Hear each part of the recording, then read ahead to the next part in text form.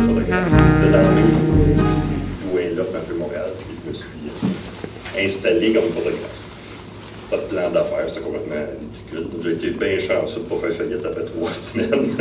Les affaires ont bien été. Et j'ai commencé à faire de la photo commerciale.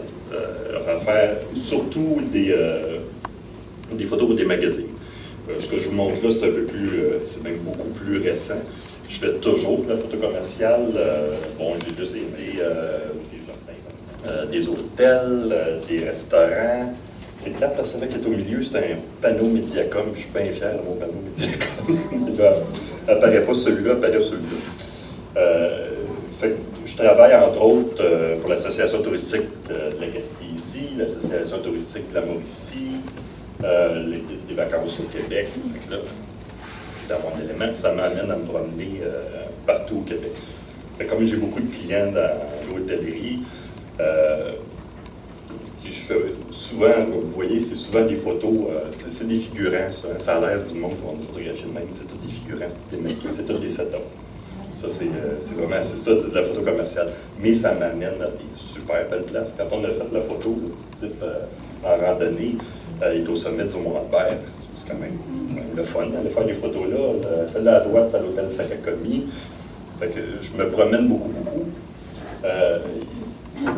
À peu près, là, peut-être une vingtaine d'années, toujours en faisant ce métier-là, à un moment donné, je me suis dit, je regardais le journal de la presse, puis des magazines.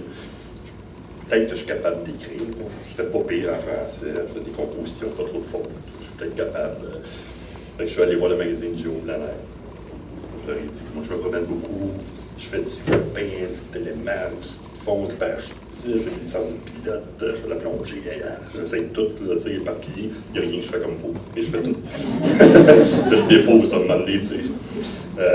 Fait que là, finalement, ouais, il a trouvé ça intéressant. Fait que là, je leur ai vendu un premier article, ça a pris 3 semaines pour l'écrire. 200$, c'est pas cher par jour, mais j'étais bien content d'avoir mes photos et mes textes dans Géoplanet. Il faut que j'oublie un détail. Quand je commençais ma carrière, je faisais des photos pour le magazine Perspective. Ceux qui se souviennent de ça ont au moins 50 ans. C'était un de mes amis, j'ai raconté le voyage, je montrais une photo, puis lui il écrivait le texte. Il me disait, si t'es capable de me le compter, t'es capable de l'écrire. Bien ça, il a fallu, ça a pris 10 ans là, que je mijote ça, puis que je finisse par le croire. Je l'ai vu dernièrement, puis il raconte de moi. Fait que j'ai commencé à écrire dans le Géoplanet. Deuxième article, ça m'a pris 2 semaines. Troisième article, 1 semaine. Puis là, à un moment donné, je suis venu avoir un bon rythme, être capable d'écrire un article dans une journée. Fait que je suis allé voir le journal de la presse. Je me disais, si je veux avoir un grand auditoire, je vais avoir un journal qui est lu par 2 millions de personnes. Ils m'ont dit, nous autres, qu'on a tout fait, le rédacteur en chef du temps, là, si tu m'arrives avec des idées vraiment originales, des trucs qu'on ne connaît pas, bon, je serais intéressé.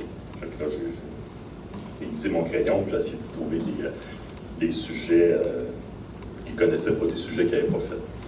J'ai dit, au Québec, on a tout fait. Fait qu'arrive-moi, je veux juste pas quelque chose au Québec. Je veux pas quelque chose aux États-Unis.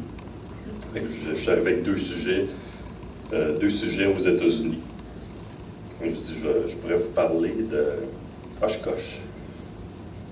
C'est quoi ça, à part les culottes pour les enfants? Oshkosh, c'est le plus gros rassemblement de pilotes. 800 000 personnes, 15 000 avions sur le terrain. Je n'ai jamais entendu parler de ça, c'est intéressant. Fait que la passe, premier article dans la presse. Je rappelle la semaine après pour lui demander, puis est-ce que vous êtes content, tout ça, est-ce que je peux en écrire un autre? Il a pris sa retraite. Ça a changé. Là, c'est une nouvelle madame, j'appelle une nouvelle madame, elle dit, oui, elle dit, je viens de prendre le poste, puis j'ai lu le journal, j'ai vu ton article, quand est-ce qu'on amène d'autres? Je dis, je peux vous en amener un par semaine, mais ça va me faire plaisir. Puis c'est ça. Ça a été à peu près 1 par semaine pendant des années et des années. À un moment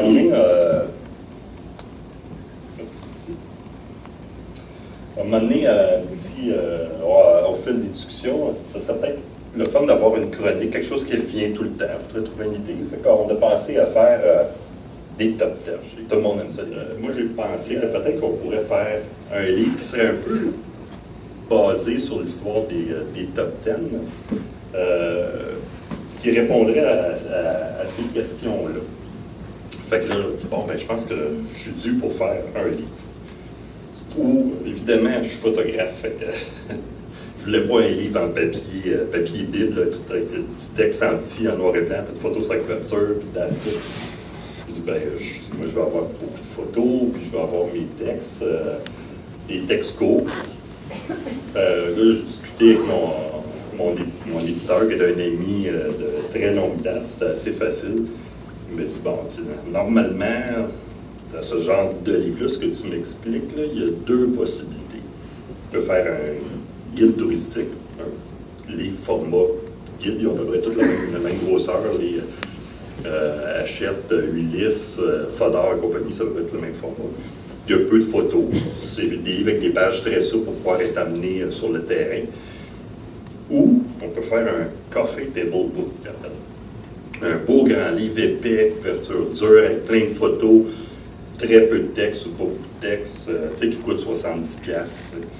Je dis, moi, j'aimerais ça faire un livre avec plein de photos, plus grand qu'un guide touristique, plus petit qu'un coffee table book, moins de texte qu'un guide touristique, mais plus de photos. Fait que là, il me dit, ben, ça risque de tomber dans le crack.